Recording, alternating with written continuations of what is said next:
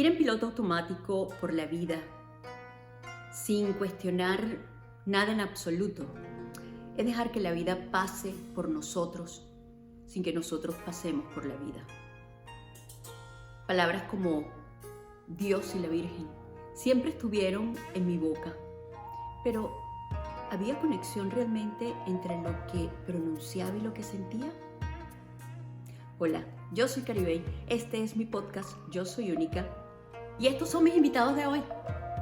Eloísa Perea, quien fue la monja, la madre guía de mi grupo en la secundaria, y tal vez aquí entendamos por qué dejó de vestir el hábito.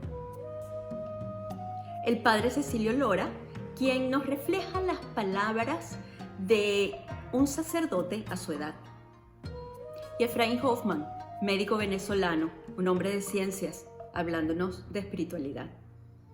Como Caribey ha dicho, mi nombre es Eloísa Perea Adarve, soy española de nacionalidad, pero mi patria es el mundo. Hoy resido en Colombia, Bogotá, desde hace 25 años. Anteriormente he estado en Venezuela y en otras partes, por aquí y por allá, pero digamos que mis lugares más cercanos son Venezuela, Colombia, España, ¿no? Son los que llevo muy dentro de mi corazón y donde me he ido forjando como persona, tratando de crecer cada día más. Soy misionera, laica consagrada, y me dedico pues a la obra social con los más excluidos, llámese por carencia de bienes materiales, y a personas con problemáticas de adicciones. Me dedico también a la psicoterapia, concretamente pues ahora en esta época de pandemia, que están cerradas muchas cosas, pues no puedo tener aquí a la población que habitualmente manejo, y entonces pues estoy dedicándome más a la psicoterapia. Esperando el encuentro definitivo con Jesús cuando me llegue la hora de la muerte, cuando tengo ya 92 años en mi existencia. Bueno, mi nombre es Efraín Hoffman, venezolano. Me encuentro en estos momentos en el Centro de Sanación Hacienda La Concepción. Este es un espacio que desde el año 1989 se ha consagrado a la sanación. Y bueno, aquí vivo, aquí trabajo, me dedico a la medicina holística y estudié en la Universidad de los Andes y me gradué como médico. Y posteriormente me dediqué a la investigación de las medicinas complementarias y alternativas, y desde los años 90 aproximadamente hemos venido generando un concepto de medicina holística, hemos venido integrando todos esos conocimientos y recursos y hemos evolucionado a lo que hoy en día entendemos por medicina holística, una medicina que primero que nada entiende al ser humano. ¿Cómo empezaron con la espiritualidad? ¿Cómo comenzó mi camino espiritual? Pues yo diría que desde que nací, en el sentido pues de que tuve ejemplos, tuve espejos. Mis padres eran dos personas muy espirituales, donde en sus vidas tenía realmente la vivencia espiritual que estaba muy ligada a su práctica religiosa, pues el ver esta vivencia en mis padres, en mis abuelos, sobre todo abuelos maternos, quienes para mí fueron un referente muy importante en mi vida, me fue haciendo el camino, más luego la educación religiosa, pero digamos que realmente sentí como el impulso, la personalización, pues como a partir de un encuentro profundo con Dios que tuve a partir de los 16 años. A partir de ahí, digamos que empecé ese caminar en pos de quien de quien sigo, de mi maestro, de Jesús de Nazaret, y el contacto con él, Jesús, que es Dios para mí, por supuesto, pues ha sido un crecimiento constante a diario en este proceso espiritual, que nunca, nunca se termina. Y que cuando uno va caminando siempre sientes que estás en pañales y que cada día es un día para aprender. De hecho, tengo una anécdota muy simpática. Cuando yo comencé a personalizar este aspecto, lo viví con tanta fuerza, me captó tanto todo mi ser, que yo me empeñé mucho en el crecimiento personal. Iba tan deprisa que yo pensé, como a los meses, decía, oye, pero yo ya casi que soy perfecta, entonces, ¿qué voy a hacer después que ya lo consiga todo? ¡Ay, Dios mío! Eso sería el orgullo de los novatos, ¿no?, que quieren tenerlo. Y ahí te vas dando cuenta, justo conforme vas avanzando, te vas dando cuenta que más te falta de lo que llevas. O sea, que es un proceso de crecimiento diario. Todo comenzó siendo muy joven, siendo prácticamente un adolescente de 16 años, cuando se me ocurrió ir a la capilla del Colegio de los Marianistas en Madrid, el Colegio del Pilar, a hacer una visita al Santísimo. Y allí por primera vez me quedé sorprendido por la imagen no muy bella, estéticamente hablando, de un Cristo que había allí muy grande, de un autor propio de un marianista. Y viéndolo, se me iluminó un poco mi conciencia y me dije, si Cristo ha dado su vida por mí, a mí no me queda otro remedio que darla por él. Y ahí comencé ya a darle vueltas al asunto de la vocación, hasta que, terminado el penúltimo año del bachillerato en el Colegio de los Marianistas, le dije a mi director espiritual que quería irme a esa aventura de la vida religiosa. Y fue así como fui para el noviciado en el País Vasco, en Elorrio, muy bello. Y bueno, ya más tarde, cuando terminé, fui profesor de un grupo de alumnos que todavía guardan conmigo una amistad estrecha que me sirve para vernos mutuamente. Más tarde ya fui a hacer la teología, a estudiar la teología en Friburgo, en Suiza, de la mano de los dominicos. Ellos, cuando acabé, pues bien, la licenciatura en teología, quisieron quedarse conmigo para que hiciera el doctorado en teología, pero eran los tiempos de Franco y yo me dije, el problema de España no es la fe, es la justicia. De tal forma que me fui a Roma para inaugurar un curso de sociología, de ciencias sociales, allí en la Gregoriana, que me pudiera satisfacer mayormente para mi próximo pastoral en Madrid, en España. Cuando terminé allí, los jesuitas, mis directores, me dijeron, ahora se va usted a Estados Unidos a estudiar seriamente sociología, con una condición: no irá nunca a una universidad católica y menos jesuita. Y allí hice mi máster en sociología de la educación. Pues ya cuando volví a España me fui directamente a lo que era un desafío, un mirar la sociedad con su dimensión de justicia social. Trabajé con los jóvenes, con grupos de los que se preocupaban de todo esto, hasta que llegó el momento de darle una mayor intensidad a mi vida. Y fue ahí cuando tropecé con el presidente de el CELAM, el Consejo Episcopal Latinoamericano, que me ofreció trabajar junto a Monseñor Pironio, hoy el gran santo Pironio de Argentina, ¿ya?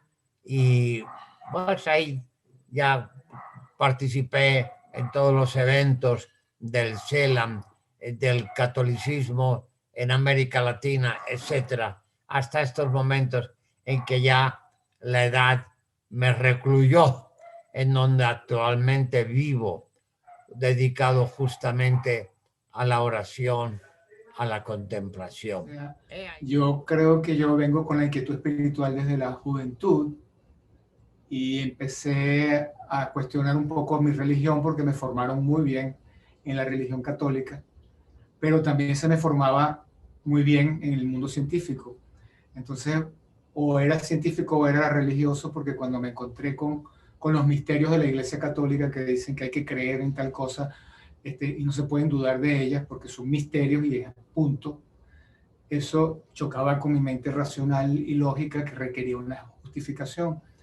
Entonces eso me hizo entrar en investigación. Y al investigar, entonces descubrí que la religión católica era una religión sacada de un mensaje de un Jesucristo que no necesariamente es la única versión de los mensajes de Jesús. Entonces descubro que existen muchas, podemos decir que religiones protestantes, interpretaciones distintas de la palabra de Jesús y quién era Jesús dentro del movimiento hebreo, qué es la religión hebrea. Bueno, empiezo a investigar todas esas cosas cuando tenía más o menos 14 años.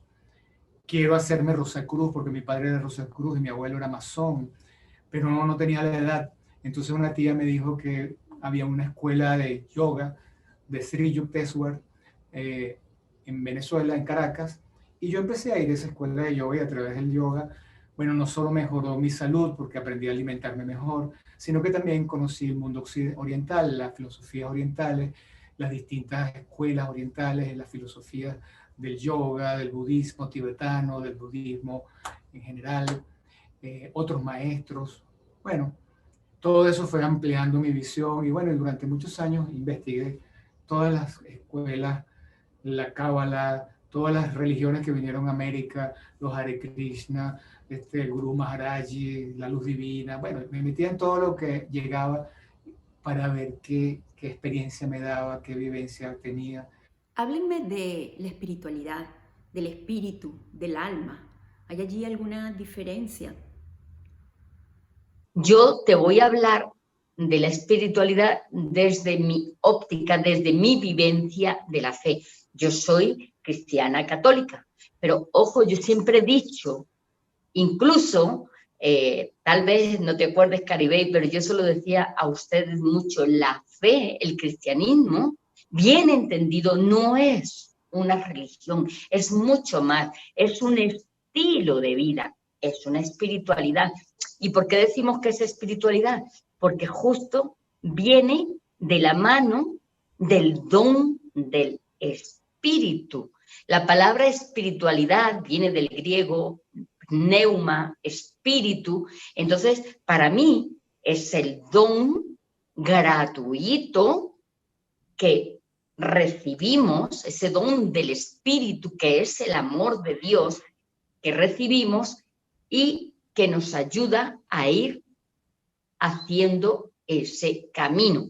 Esto, como te estoy diciendo, desde la óptica de mi fe como cristiana católica, que va mucho más allá de una religión, de unos preceptos fríos, de una doctrina.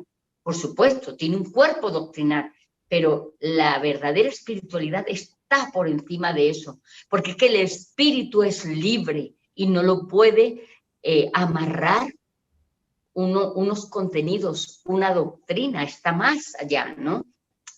Aplicándolo en sentido amplio, Pues la espiritualidad sería la vivencia de ese yo interior que está como impulsado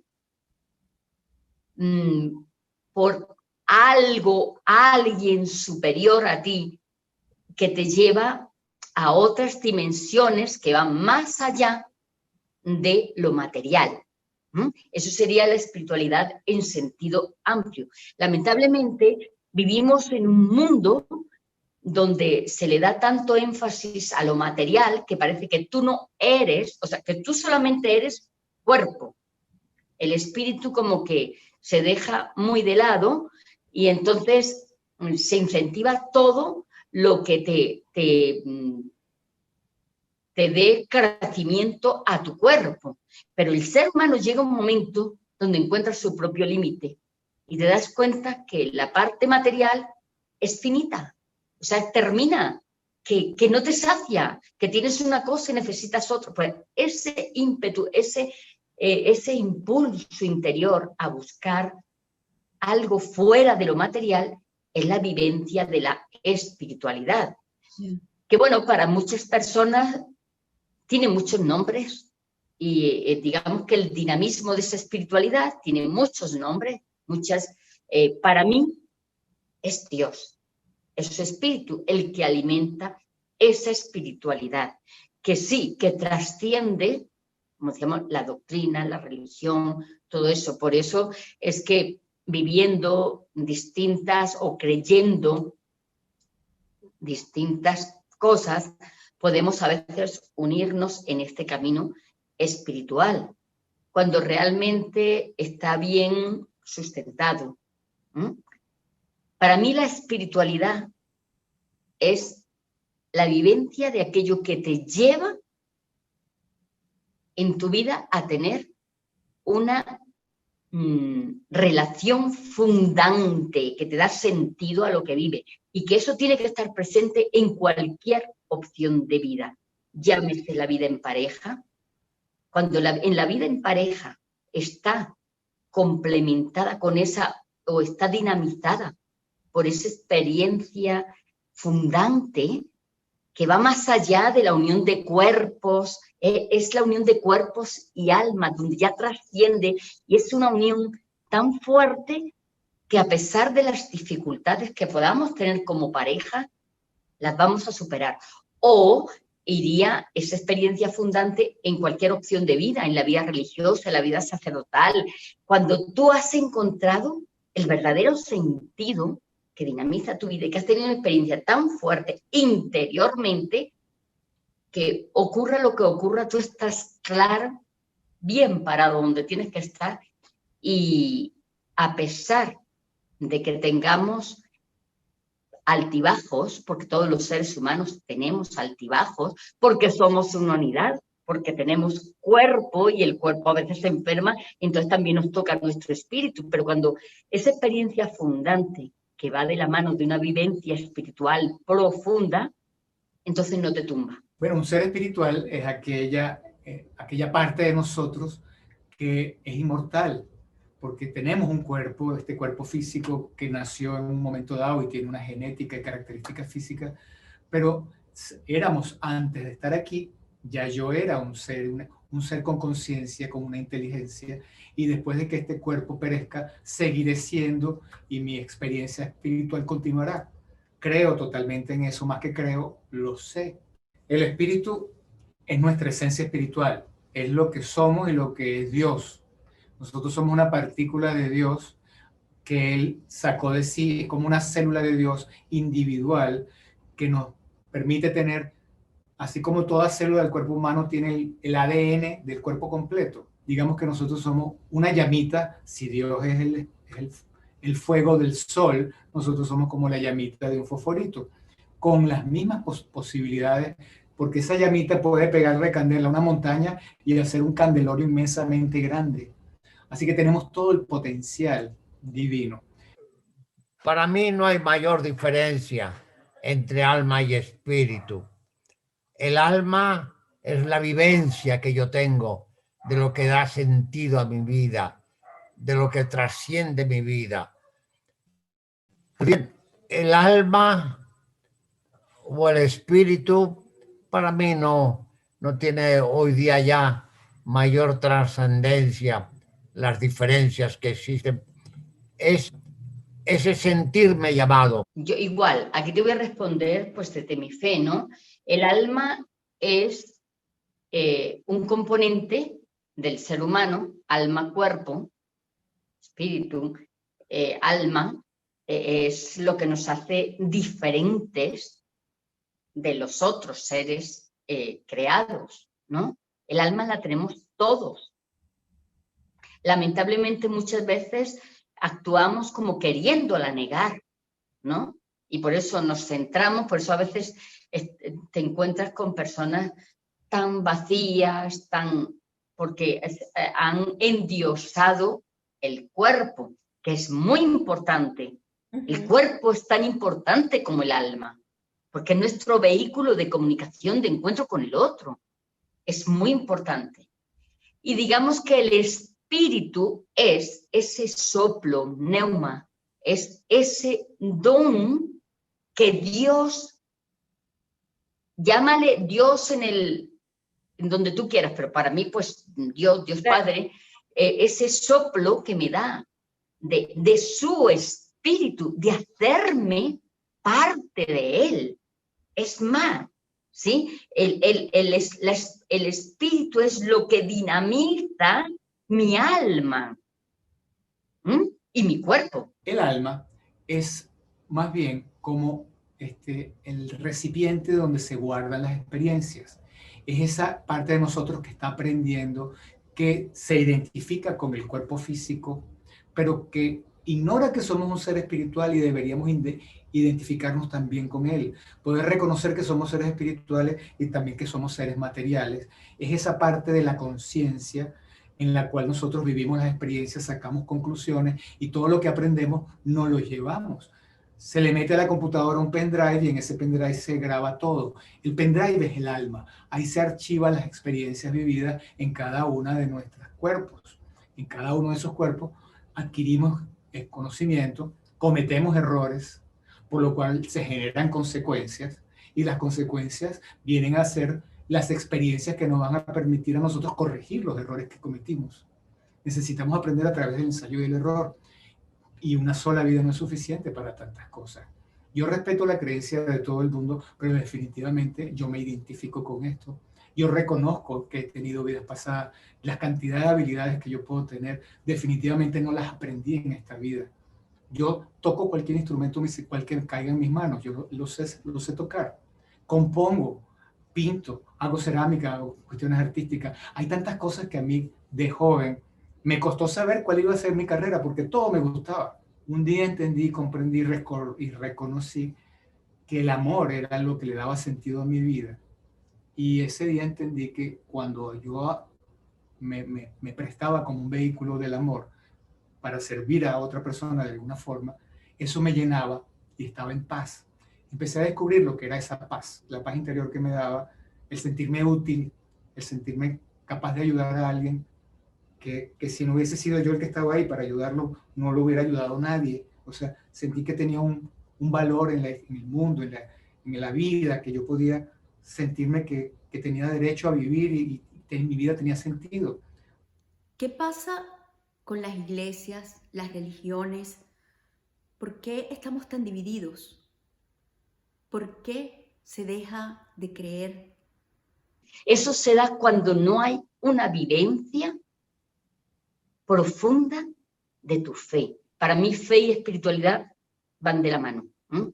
Cuando lo que te mueve es el cumplimiento de normas, de doctrinas, y entonces pongo estas normas y estas doctrinas por encima de la persona, es cuando hacemos tanto daño. Por eso la religión católica, lamentablemente, ha hecho mucho daño a lo largo de la historia, porque se le ha dado pues una fuerza a eso, a doctrinas, a prácticas, y se ha puesto por encima de lo que es el ser humano, porque nos hemos olvidado del auténtico espíritu del Evangelio, Nos han separado, pero es justamente con el Papa Francisco que nos vienen a unir de nuevo.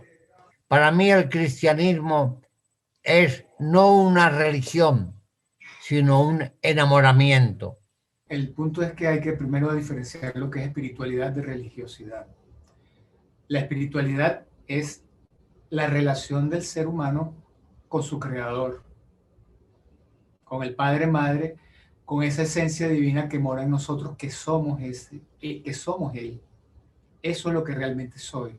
Soy Dios. Soy Dios encarnado en un cuerpo, ignorando quién soy. Dios es para mí el Padre que da sentido a mi vida por culpa de un tal Jesús de Nazaret.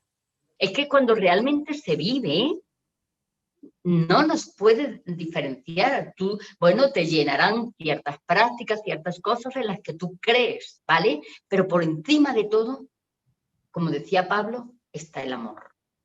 Es el amor. Y una espiritualidad que no esté imbuida, que no esté penetrada del amor, no me la creo. Yo he llegado a la convicción de que Jesús vino al mundo simplemente para dos cosas. Una, revelarnos quién era el Padre, su Padre, mi Padre, nuestro Padre, el que nos une. Y segundo, Jesús vino para revelarnos cuál era el proyecto del Padre, a saber, el reino de Dios. Jesús no vino a fundar la iglesia, pero la iglesia se funda en Jesús. Porque ningún maestro creó una religión. Las religiones no fueron creadas por los maestros, fueron creadas por los seguidores que quisieron convertir lo que ese maestro transmitió en algo para todo el mundo y lo convirtieron entonces en una política para controlar a la humanidad y convencerlos de que esta es la verdad. Y así han sido todas las religiones que han manipulado la información de los maestros y las han convertido entonces en políticas, en doctrinas y en procesos que han sido necesarios porque le han llevado luz a gente que era totalmente egoísta, inconsciente, que vivían en condiciones a lo mejor de mucho mayor ignorancia.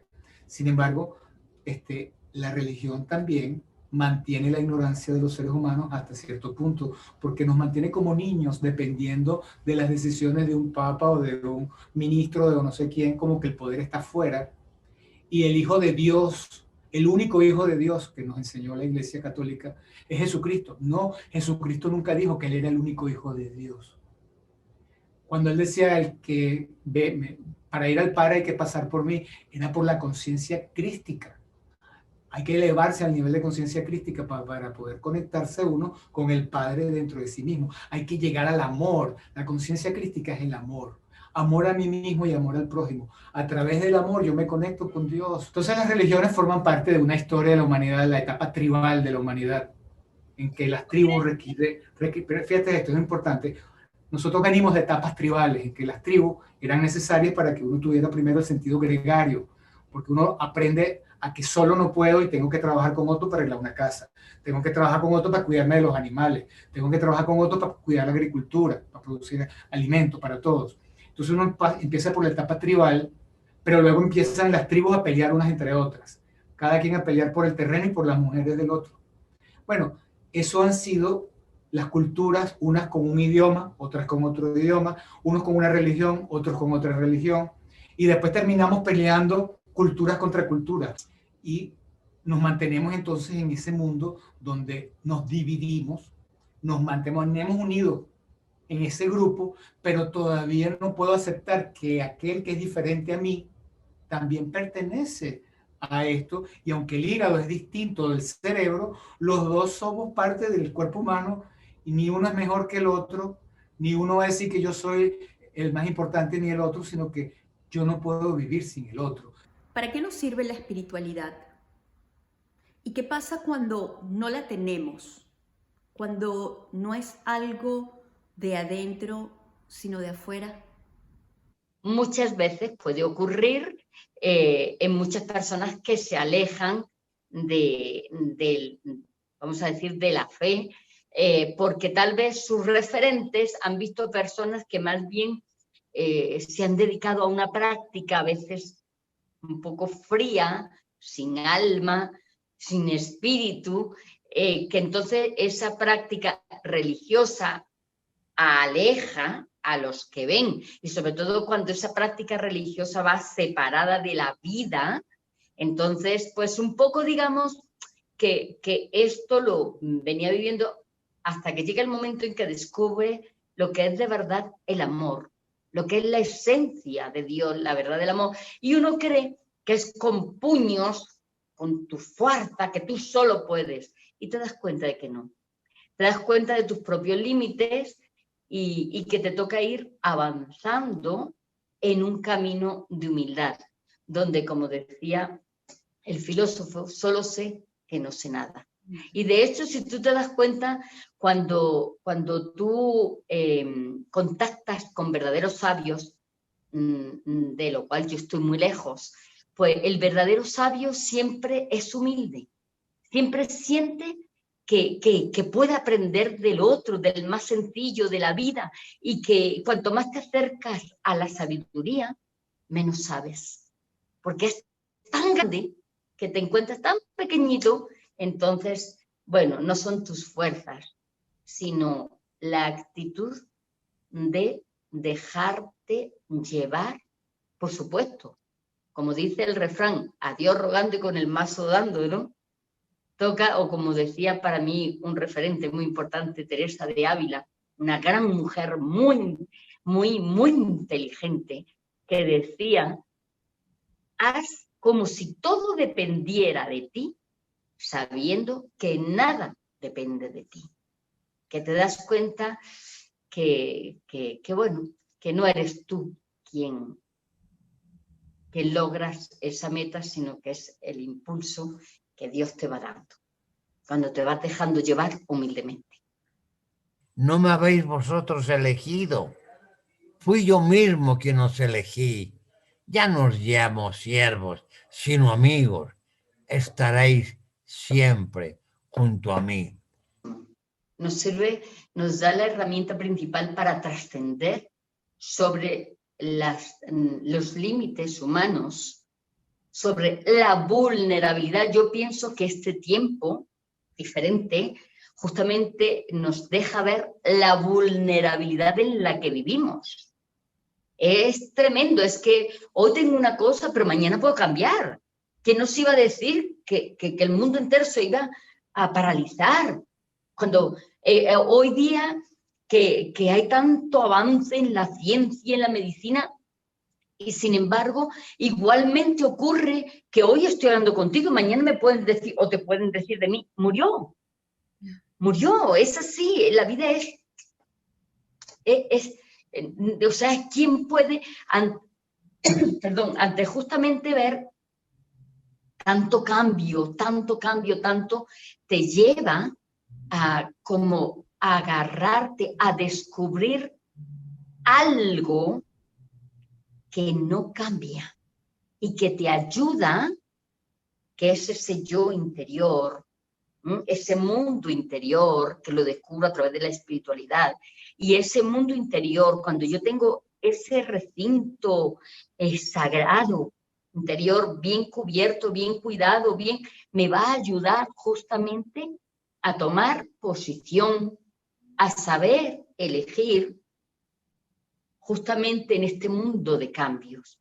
Porque si yo vivo al ritmo de los cambios, entonces estoy bien o mal, de acuerdo a lo que acontece a mi alrededor, pues soy una marioneta en manos de lo que me rodea, ¿no? Y justamente yo como terapeuta lo experimento, lo vivo con mis consultantes. La mayoría coinciden, pueden venir por diferentes causas, pero en el fondo es porque hemos dejado escapar esa vivencia interior, dándole el poder a lo que acontece a mi alrededor, que puede variar muchísimo y sobre lo cual yo no tengo poder. No tengo poder de cambiar la agresión de mi pareja, la palabra tuya que me molesta, o ese gesto tuyo que no lo entiendo, o esta enfermedad que me sobreviene, o esta crisis económica que me sobreviene, o, bueno, tantas cosas, o esta inclemencia del tiempo que me puede llevar a la ruina, tantas cosas. Entonces, si yo le doy el poder a todo eso de fuera, porque para mí lo material es el poder, pues me doy cuenta que me estrello contra el mundo, contra todo. Y entonces de ahí vienen cantidad de traumas, enfermedades, depresiones, pero cuando interiormente he descubierto ese mundo, que todos lo tenemos, por eso el alma, todos los seres humanos lo tenemos, hay que cultivarla. El espíritu y la espiritualidad hay que cultivarla para fortalecer, pero cuando solo alimentamos la parte externa, pues andamos desequilibrados, porque deben ir integrados. En la medida en que la persona es más persona, es más integrada, alma, cuerpo, porque a veces espíritu, porque a veces digamos, cuando por ejemplo nos confesamos de X o Y familias que han sido muy católicas, por ejemplo, pero que justamente esa vivencia de su religión espanta, ahuyenta a los que están cerca, porque ha habido una desintegración. Cuando hay una coherencia profunda entre fe, vida, entre alma, cuerpo, espíritu, hay de verdad una coherencia, entonces eso de alguna forma arrastra, ese ejemplo arrastra. Cuando hay disgregación interior, pues ahí es donde, caramba, yo te veo que tú vas mucho, que rezas mucho, que vas mucho a la iglesia, que cumples con esto, pero no te veo que eres misericordiosa, no te veo, juzgas a todo, criticas a todo el mundo, entonces hay una desintegración, ¿te das cuenta? Esto espanta, ojo, sin que quiera decir que quien vive integrado es perfecto, no. Nosotros vamos a tener defectos de carácter como todo ser humano, pero no sé, hay algo cuando vives de verdad integrado que las personas que te observan, pues trascienden tus defectos y se quedan con eso que es ejemplo y que es digno de seguir. Por ejemplo, ¿tú crees que cuando nosotros hablamos de los santos, que para mí los santos, bueno, son los que están canonizados, pero hay otros muchos santos que no están canonizados, son personas que han vivido integradas, pero ¿tú crees que eran personas que no tenían defectos? Pues claro, lo que pasa que ocurre como generalmente, ¿no? Ocurre cuando alguien muere, ay, pero es como que se nos olvidan los defectos y entonces ensalzamos. Bueno, pues digamos que es un poco esto, ¿no? Que realmente cuando uno está integrado hace que esa bondad, esa integración trascienda sobre tus defectos de carácter, que todos tenemos, todos. Pero estamos ya manejando temas globales donde la ciencia y lo científico tiene bastante poder, tanto que mucha gente ha dejado de ser espiritual y religioso por ser más científico y tecnológico y decir que, bueno, que si yo no veo a Dios, si yo no puedo pesar a Dios, ni puedo medir a Dios, Dios no existe, porque lo único que existe es lo material. Y estas nuevas juventudes están viviendo en un mundo totalmente materialista, porque la mayoría de nuestra generación dejamos de transmitirle creencias espirituales a nuestros hijos porque entramos en conflicto con nuestras religiones. Entonces ya no le estamos transmitiendo realmente, sí, la religión de nuestros padres, sino que ahora no les transmitimos nada y ellos andan un poco perdidos, bastante perdidos. Entonces, las religiones pertenecen a una etapa tribal de la humanidad. Vamos a una nueva humanidad que, en mi opinión, debe estar más allá de las religiones, porque Claro. no podría haber ninguna religión que supere a las otras porque significaría que una es mejor que otra. O vendría, o tuviese que venir una religión que las una a todas, ya vino, se llama la fe Bahá'í. La fe Bahá'í propone que todas las religiones provienen del mismo Dios y tuvieron distintos maestros y que cada una es igualmente importante y valiosa y cada una suma particulares conocimientos ocurridos en cada época y en cada cultura que contribuyen a ese patrimonio universal de información que sería la unión de todas. ¿Ves? Pero esa fe Bahá'í ahí se quedó porque los que tienen una religión no van a aceptar que esa les quite el poder a ellos. Todas las religiones son importantes y valiosísimas. En cada una de ellas encontramos el mismo mensaje, el mensaje del amor. No hay religión que no hable del amor. ¿Cómo iniciarnos en la espiritualidad? Es esencial leer el Evangelio y leerlo sabiendo que hay 3 evangelios, Mateo, Marcos y Lucas, que son los que yo llamo sinópticos, la teología llama sinópticos, y que narran la vida de Jesús. Y hay un 4.º evangelio, el Evangelio de Juan, que ya deja de lado la historia para adentrarse en la teología.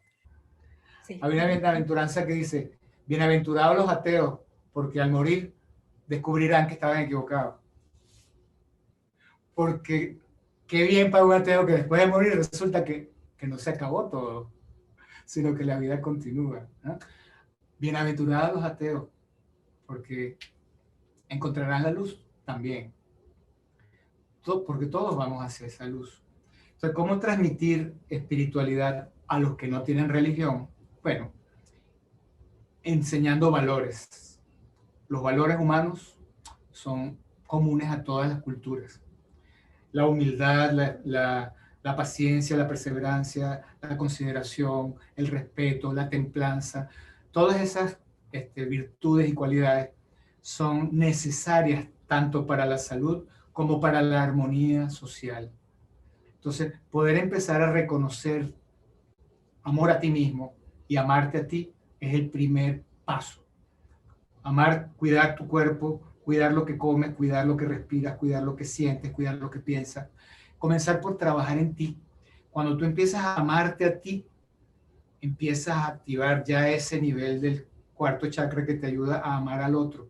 Y cuando empiezas a amar al otro, empiezas a descubrir que no lo amo porque es igual a mí, sino que también lo puedo amar, justamente porque es distinto a mí. Si no juzga, bueno, yo qué sé, Dios tendrá. El no juzgar no me lleva a creerme en posesión de la verdad y que lo que yo digo, no.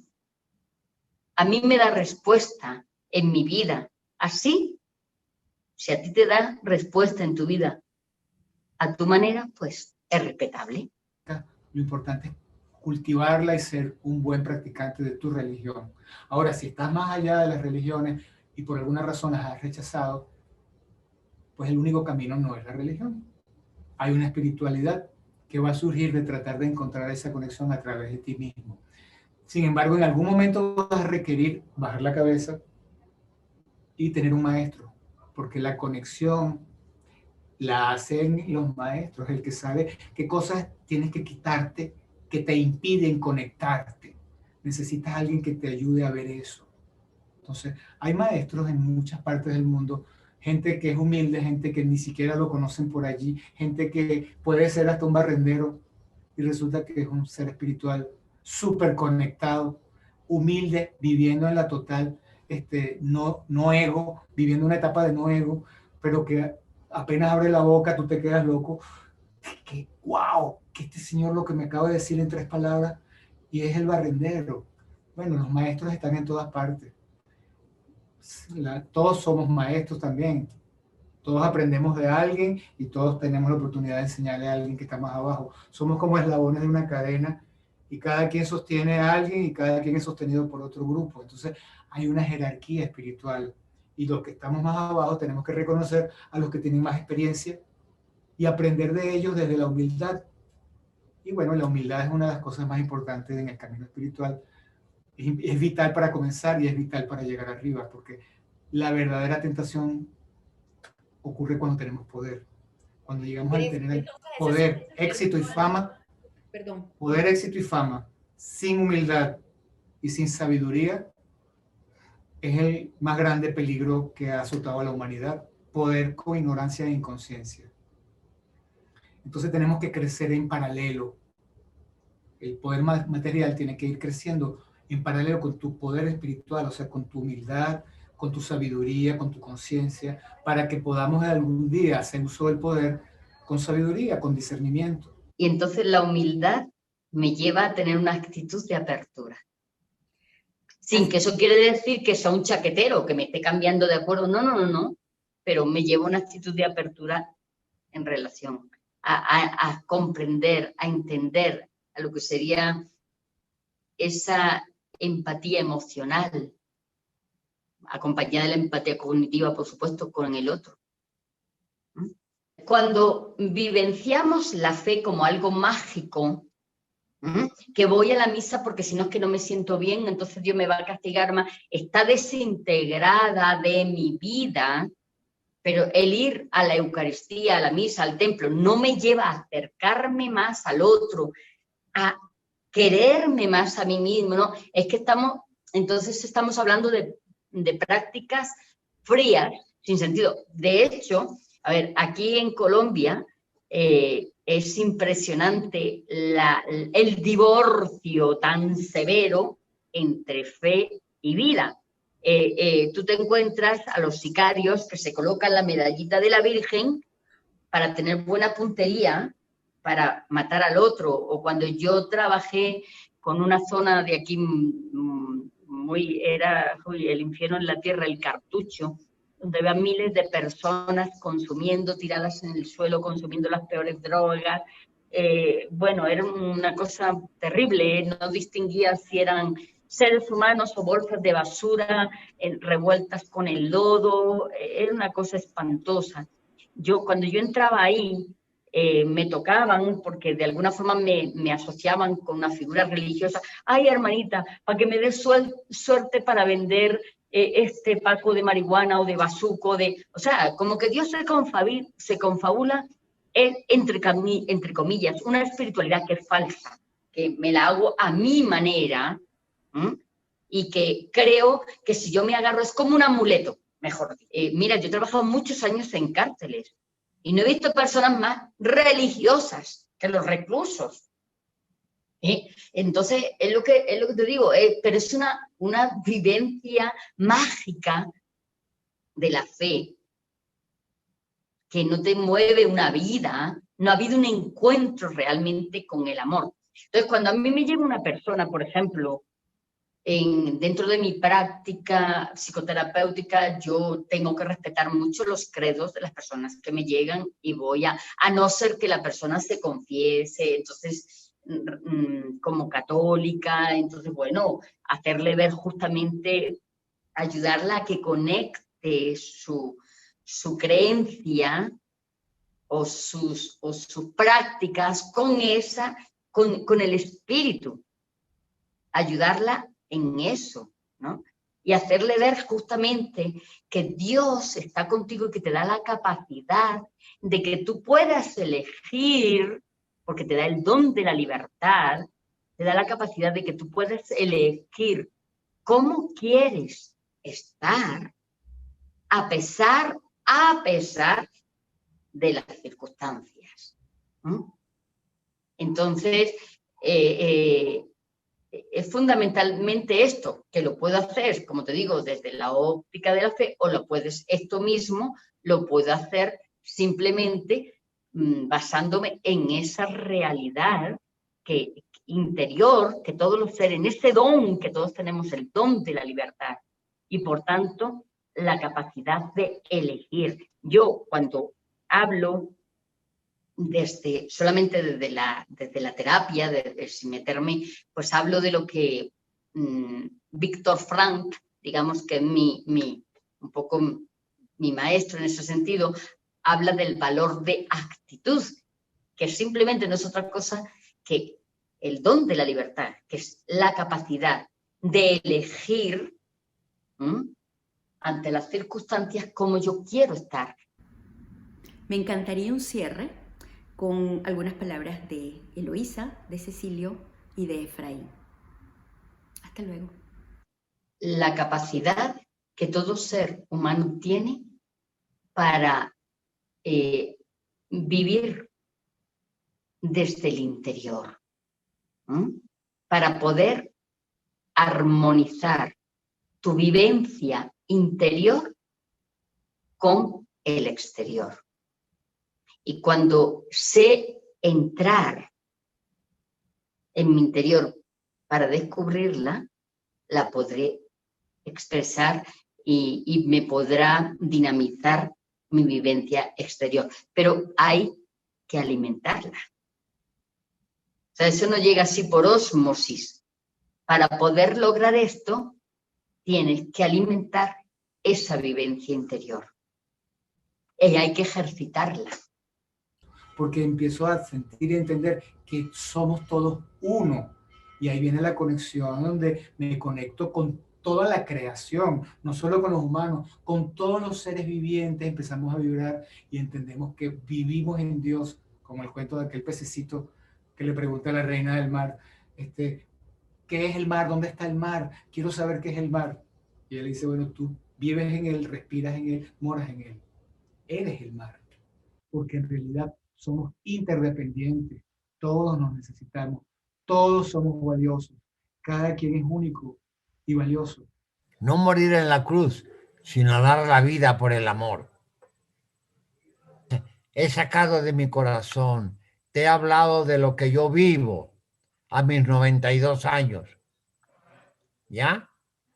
Yo quisiera que estas palabras fueran realmente comunicación profunda del amor. Gracias. Muchas gracias.